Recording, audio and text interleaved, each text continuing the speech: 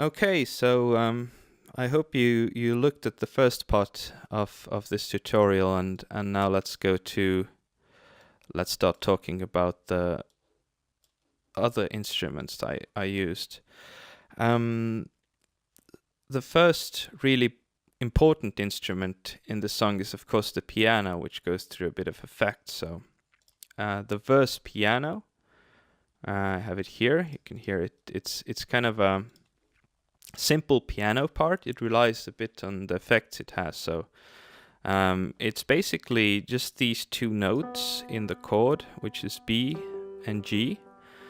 And then you have the moving low end, you have the moving root notes. So you have C, then it goes to an F, down to an E, and then back to F.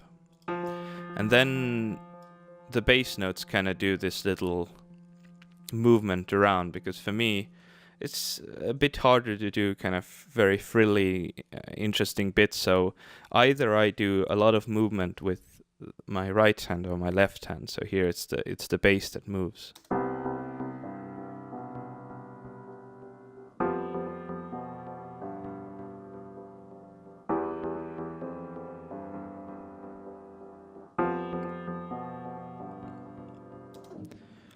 And you can hear the sound it makes is some sort of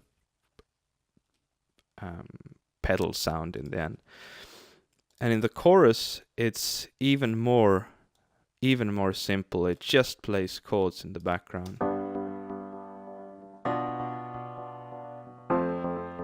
And I love the B diminished chord here. It goes from G to B diminished, and then to F. So it kind of, I could have used an A minor, but the B just sounds a lot more interesting.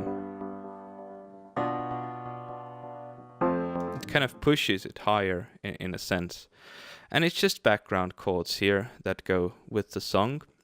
And to get this effect, I actually used Radical Piano from Reason. This is a trial, I haven't bought it yet, but I mean, definitely if you're interested in having good piano sounds and also good electric piano, the Reason piano, Radical Piano and Radical Keys set is really good.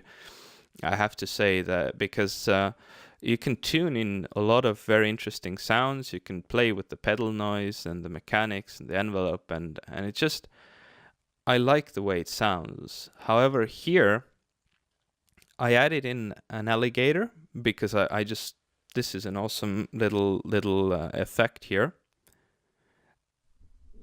And it helped me to get this kind of rhythm going within the song. So you can hear the alligator actually, if I bypass it. That's quite boring.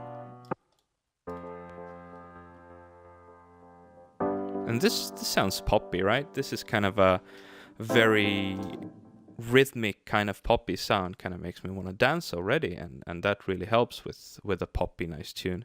I have a little pulverizer here that's actually mostly on the dry side, very little effect on the sound, but kind of adds it this little bit. And then also Audiomatic Instagram for sound, actually very good plugin.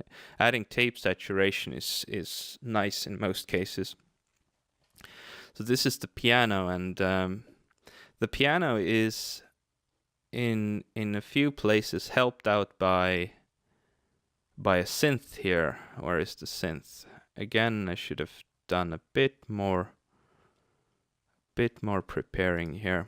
So here is the synth, and it actually plays the exact same chord, so it just gives a bit more texture to the piano.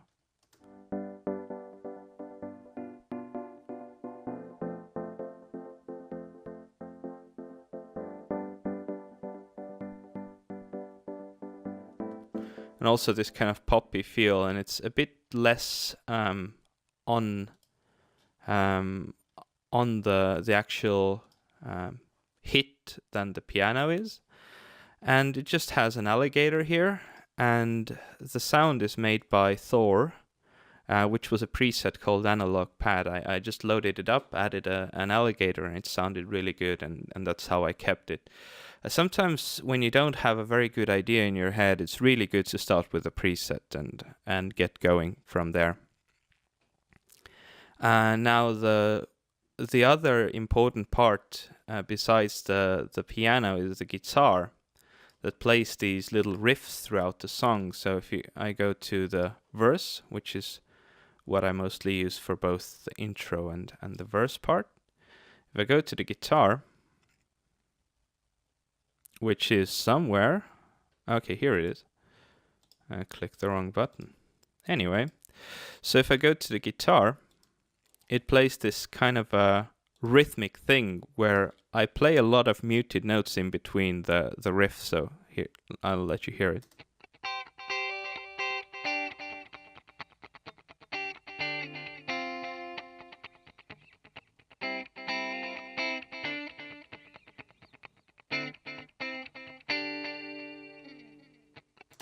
So it's not very complicated riff. However, if you add in the muted notes in between, it kind of gets the groove going, keeps the rhythm of the song going.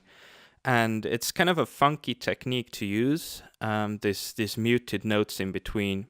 But the riff itself is actually just playing around in the A minor C pentatonic main box, or how do they call it, where it's just playing around with double stops. And when we get to the chorus, then the guitar goes just as a rhythm instrument in the background. It makes these little blip chords just to add in with the piano. So I'll put the piano here as well so you can hear how they work together.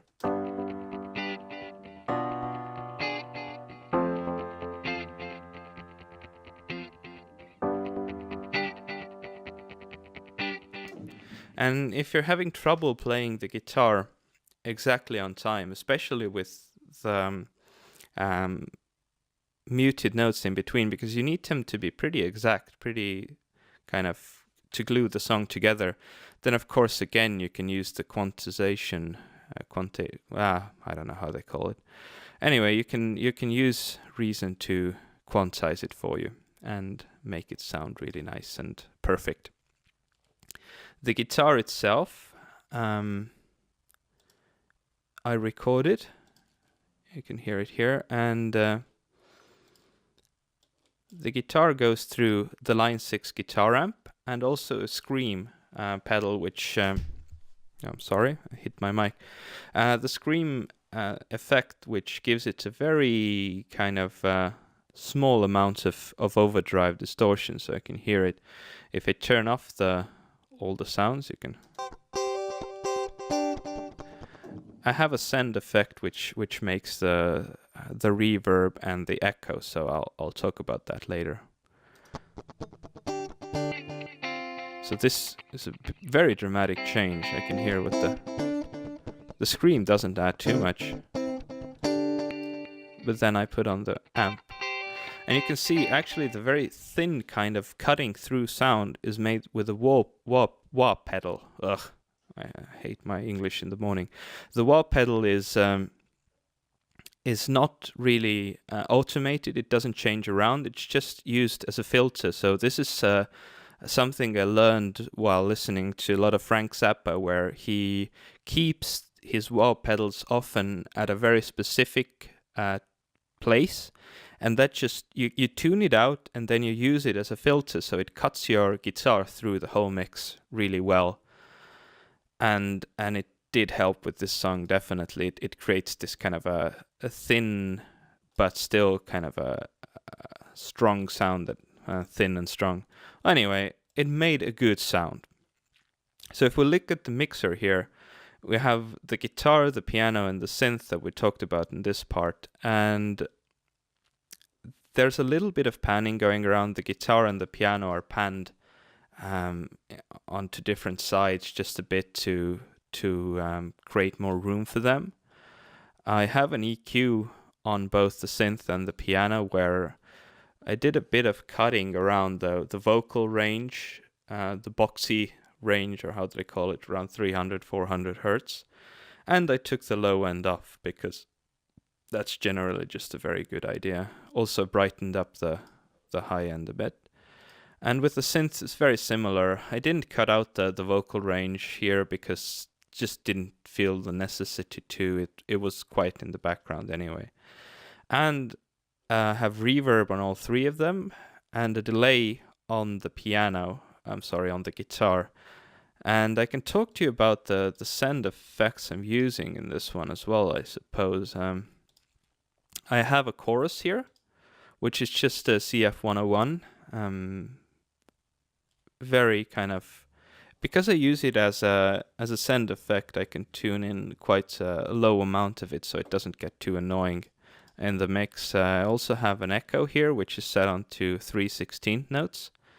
No ducking, and of course, because it's a send effect, it's only the wet mix. And I have a little filter on top, but no drive. And I have a reverb here, which is quite a short reverb, just to not to muddy up the mix too much. I also put an equalizer in between the reverb, after the reverb, just to cut out the low end and the boxiness a bit, so it doesn't put too much mud.